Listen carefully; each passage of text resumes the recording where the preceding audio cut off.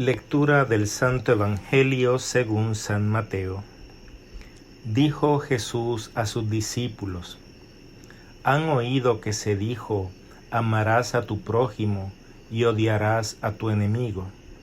Yo en cambio les digo, amen a sus enemigos, hagan el bien a los que les aborrecen y recen por los que les persiguen y calumnian. Así serán hijos de su Padre que está en el cielo, que hace salir su sol sobre malos y buenos, y manda la lluvia a justos e injustos. Porque si aman a los que les aman, ¿qué premio tendrán? ¿No hacen lo mismo también los publicanos? Y si saludan solo a sus hermanos, ¿qué hacen de extraordinario? ¿No hacen lo mismo también los paganos?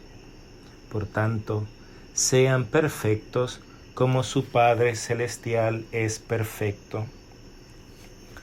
Palabra del Señor. Gloria a ti, Señor Jesús. La reflexión de este día nos traslada a dos de las bienaventuranzas que Jesús nos lanzaba al comienzo del Sermón de la Montaña, en el cual todavía nos encontramos. Se trata de aquellas que dicen: Bienaventurados los mansos, porque ellos heredarán la tierra. Y también, bienaventurados ustedes cuando les persigan por mi causa, gocen y alégrense. Durante este sermón de la montaña, Jesús no está escribiendo una nueva ley, sino que le está dando cumplimiento al existente. Lo que cambia es el paso del escrito al espíritu, evocando lo que los antiguos profetas de Israel ya venían gritando: misericordia quiero y no sacrificios, conocimiento de Dios más que holocaustos, según nos dice Oseas. Parece incluso que estas bienaventuranzas reflejan las trágicas experiencias de persecución vividas por los cristianos durante las primeras generaciones. Sin embargo, la enseñanza que nos ofrece es siempre universal y válida para las personas de todo tiempo y lugar. Es necesario recordar que el Evangelio de Mateo está escrito principalmente para cristianos que provienen del mundo judío, conocedores de la Escritura y con una moral bastante definida en cuanto a relaciones humanas y sociales se refiere. Por eso Jesús comienza diciendo: han oído que se dijo. En realidad, no se trata de dichos anónimos que la gente habla en calles y plazas, porque la muy conocida ley del talión, ojo por ojo, diente por diente, se refleja incluso en la ley del Señor. En consecuencia, ese han oído que se dijo, amarás a tu prójimo, es una cita del libro del Levítico y por tanto una palabra proclamada por Moisés que a su vez le fue dada por Yahvé, lo que significa que la palabra de Jesús en adelante tiene mayor autoridad que la de Moisés cuando nos dice: pero yo les digo. La segunda frase de esa cita, odiarás a tu enemigo, en realidad no aparece en la Biblia. Pero la triste experiencia del destierro de Babilonia forjó una mentalidad nacionalista en Israel, provocando que todo extranjero fuera considerado enemigo.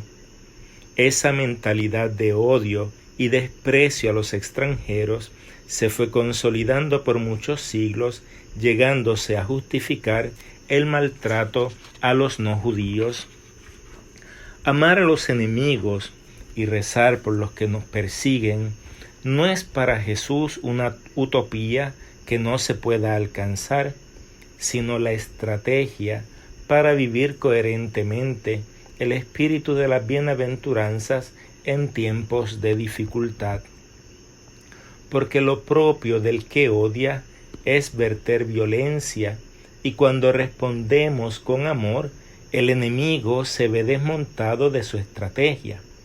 Además, no solo se detiene la espiral de violencia, sino que deja ver ante los demás que somos hijos de Dios, dignidad que también está expresada en otra bienaventuranza. Bienaventurados los que construyen la paz, porque ellos se llamarán hijos de Dios. En otras palabras, amar a los enemigos y rezar por los que nos hacen mal no es simplemente aguantar el deseo de cobrarnos el mal que nos hacen. Se trata de llevar la virtud del amor como cúspide y cima de la ética cristiana. La recompensa de un tal comportamiento no estriba en aplausos y homenajes, sino en ser copartícipes de lo que Jesús un día comenzó en la cruz, según nos dice San Pedro. Cristo sufrió por ustedes para que sigan sus huellas. Cuando lo ultrajaban, no respondía ultrajando. Cuando padecía, no amenazaba. También San Pablo nos habla de los efectos de la cruz de Jesús. Cristo es nuestra paz. De los dos pueblos, judíos y gentiles, ha hecho uno solo, derribando el muro de enemistad que los separaba, creando una nueva humanidad al hacer la paz. La invitación que nos hace Jesús de ser perfectos no es la de cometer errores o entrar en una mentalidad farisea de superioridad moral.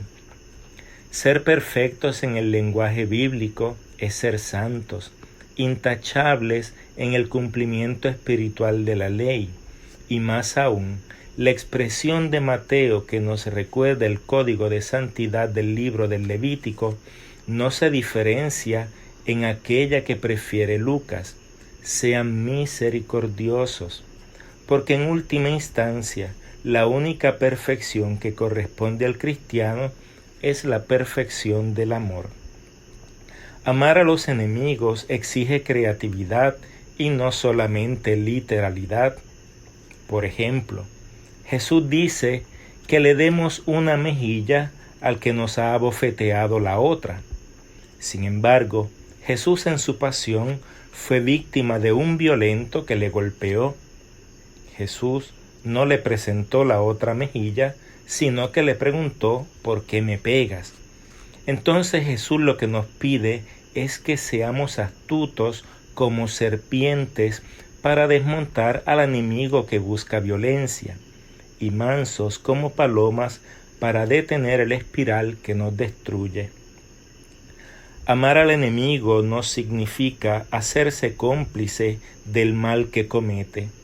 Lo que pide Jesús es que lo consideremos humano, respetar que es también una persona y considerar su dignidad, porque a fin de cuentas, un victimario es a su vez víctima, alguien roto por la violencia provocada por la injusticia.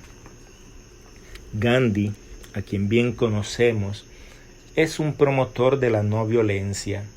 Incluso llegó a tener un encuentro personal con el Jesús del Evangelio y concluía: mientras no hayamos arrancado de raíz la violencia de la civilización, Cristo no ha nacido todavía. Por tanto, nosotros los cristianos tenemos el imperativo moral del amor, la misericordia y la compasión en el espíritu de las bienaventuranzas. Solo de esa manera se pueden cumplir aquellas palabras del Salmo: la misericordia y la fidelidad se encuentran, la justicia y la paz se besan.